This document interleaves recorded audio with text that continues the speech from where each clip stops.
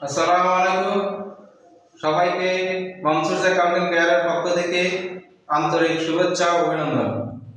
আলহামদুলিল্লাহ, basic accounting foundation ক্লাসে আজকে দশম ক্লাস। ধারাবাহিক ক্লাসের অংশ হিসাবে আজকে আলোচ্য বিষয় একাদশ ও দ্বাদশ শ্রেণীর হিসাব বিজ্ঞান প্রথম পত্রে সপ্তম অধ্যায় কার্যপত্র বা ওয়ার্কশিটের প্রস্তুত প্রণালী। কার্যপত্রগুলো হিসাব চক্রের ঐচ্ছিক দাগ, আর্থিক বিবরণী তৈরি সহজতর করার উদ্দেশ্যে ঐচ্ছিক কাজ হিসাবে যে বহুগর বিশিষ্ট বিবরণী প্রস্তুত করা হয় তাকে কার্যপত্র বলে। মূলত কার্যপত্র হলো বহুগর বিশিষ্ট একটি তালিকা বা বিবরণী। সাধারণত কার্যপত্র 8 গড়, 10 গড়, 12 গড় বিশিষ্ট হয়ে থাকে।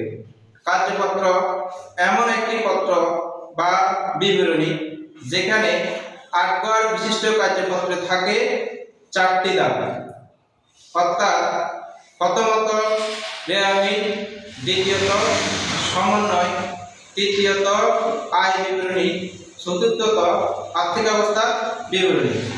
10 গড় বিশিষ্ট কার্যপত্র থাকে 5টি ধাপ, যথা প্রথমত রেয়ামিন, দ্বিতীয়ত সমন্বয়, তৃতীয়ত সমন্বিত রেয়ামিন, চতুর্থত আয় বিবরণী, পঞ্চমত আর্থিক অবস্থার বিবরণী। 12 গড় বিশিষ্ট কার্যপত্র থাকে 6টি ধাপ, যথা প্রথমত রেয়ামিন, দ্বিতীয়ত সমন্বয়, তৃতীয়ত সমন্বিত রেয়ামিন, চতুর্থত আয় বিবরণী, পঞ্চম রক্ষিত আয় বিবরণী বা সংরক্ষিত আয় বিবরণী, সর্বশেষ ধাপ আর্থিক অবস্থার বিবরণী। হিসাব বিজ্ঞানের ভিত্তি 2 ধরনের, প্রথমত বকেয়া ভিত্তিক, দ্বিতীয়ত নগদ ভিত্তিক। বকেয়া ভিত্তিতে হিসাব 2 প্রকার, প্রাপ্য হিসাব ও প্রদেয় হিসাব। প্রাপ্য হিসাব অর্থাৎ সম্পদ হিসাব, প্রদেয় হিসাব অর্থাৎ দায় হিসাব। নগদ ভিত্তিতে হিসাব 2 প্রকার, নগদের প্রাপ্তি ও নগদের প্রদান। প্রাপ্তি অর্থাৎ আয় হিসাব, প্রদান অর্থাৎ ব্যয় হিসাব। 10 গড় বিশিষ্ট কার্যপত্রের প্রস্তুত প্রণালী আলোচনা করা হবে। এখানে বিশেষভাবে মনে রাখতে হবে যে রেয়ামিনে ডেবিট দিকে বসে সম্পদ ও ব্যয় হিসাব, ক্রেডিট দিকে বসে আয় হিসাব, দায় হিসাব, মালিকানা সত্ত্ব হিসাব।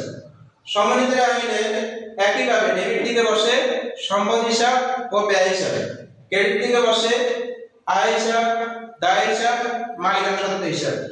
আয় বিবরণীতে বসে ডেবিট দিকে ব্যয় হিসাব, ক্রেডিট দিকে আয় হিসাব।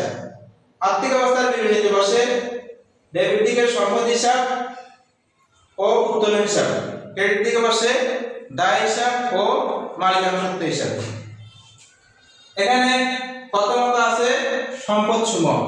সম্পদ সমূহ বসে প্রথমত রেয়ামিনে ডেবিট, দ্বিতীয়ত সমন্বিত রেয়ামিনে ডেবিট, তৃতীয়ত আর্থিক অবস্থার বিবরণীতে ডেবিট। দায় সমূহ প্রথমত বসে রেয়ামিনে ক্রেডিট, দ্বিতীয়ত সমন্বিত রেয়ামিনে ক্রেডিট, তৃতীয়ত আর্থিক অবস্থার বিবরণীতে ক্রেডিট। মালিকানা সত্ত্ব প্রথমত রেয়ামিনে ক্রেডিট, দ্বিতীয়ত সমন্বিত রেয়ামিনে ক্রেডিট, তৃতীয়ত আর্থিক অবস্থার বিবরণীতে ক্রেডিট।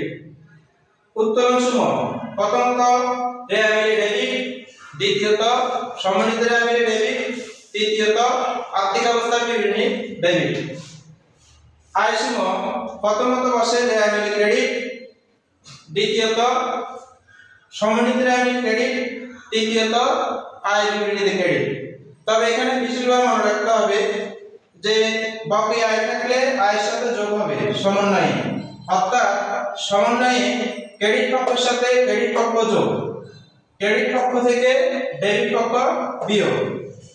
ব্যয় সমূহ প্রথমত রেয়ামিনে ডেবিট, দ্বিতীয়ত সমন্বিত রেয়ামিনে ডেবিট, তৃতীয়ত আয় বিবরণীতে ডেবিট। এখানে বিশেষভাবে মনে রাখতে হবে ব্যয় যদি বকেয়া থাকে যোগ করতে হবে, অর্থাৎ ডেবিট পক্ষের সাথে ডেবিট পক্ষ যোগ আর অগ্রিম থাকলে বিয়োগ করতে হবে। অর্থাৎ ক্রেডিট পক্ষ থেকে ডেবিট পক্ষ থেকে ক্রেডিট পক্ষ বিয়োগ করতে হবে। বকেয়া আয়সীমা, আয় বকেয়া হলো সম্পদ হিসাবে। বকেয়া আয়সীমা বলবে প্রথমত রেয়ামিলে ডেবিট, দ্বিতীয়ত সমন্বয়ে ডেবিট, তৃতীয়ত সমন্বিত রেয়ামিলে ডেবিট, চতুর্থত আর্থিক অবস্থার বিবরণীতে ডেবিট।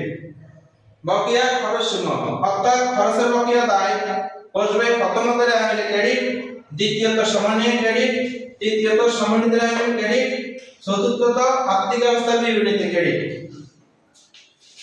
অগ্রিম আয়সীমা, আয়ের অগ্রিম দায় বসবে প্রথমত রেয়ামিলে ক্রেডিট, দ্বিতীয়ত সমন্বয়ে ক্রেডিট, তৃতীয়ত সমন্বিত রেয়ামিলে ক্রেডিট, চতুর্থত আর্থিক অবস্থার বিবরণীতে ক্রেডিট। খরচের অগ্রিম চলতি সম্পদ, এটা বসবে প্রথমত রেয়ামিলে ডেবিট, দ্বিতীয়ত সমন্বয়ে ডেবিট, তৃতীয়ত সমন্বিত রেয়ামিলে ডেবিট, চতুর্থত আর্থিক অবস্থার বিবরণীতে ডেবিট। সার্বিক সকল দখল লেখার পর এখানে রেয়ামিল মিলে যাবে, সমন্বয় মিলে যাবে, সমন্বিত রেয়ামিল মিলে যাবে, শুধুমাত্র আয় বিবরণীতে পার্থক্য হবে। অর্থাৎ এখানে পার্থক্য হলো আয়ের চেয়ে ব্যয় বেশি হলে নিট ক্ষতি হবে, ব্যয়ের চেয়ে আয় বেশি হলে নিট মুনাফা হবে। নিট মুনাফা হলে পার্থক্যটা ডেবিট থেকে লিখতে হবে, আর নিট মুনাফা আর্থিক অবস্থার বিবরণী ক্রেডিট থেকে লিখতে হবে।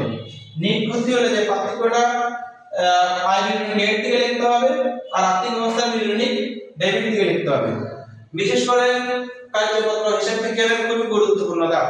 যে সকল শিক্ষার্থী হিসাব বিজ্ঞানের কার্যপত্রের ক্ষেত্রে এই বেসিক সূত্রাবলী ভালোভাবে বুঝতে পারবে, শিখতে পারবে, তাহলে কার্যপত্র সংক্রান্ত যে কোনো ধরনের সিকিউ ভালোভাবে সঠিকভাবে সমাধান করতে পারবে, এমসিকিউর উত্তর সঠিকভাবে দিতে পারবে। আমি আশা করি শিক্ষার্থীরা এই নিয়ম ভালোভাবে অনুধাবন করবে, শিখবে এবং কাঙ্ক্ষিত সফলতা অর্জন করবে। পরিশেষে প্রিয় শিক্ষার্থীদের সাফল্য ও কল্যাণ কামনা করে এখানেই শেষ করছি। ধন্যবাদ সবাইকে। আল্লাহ হাফেজ।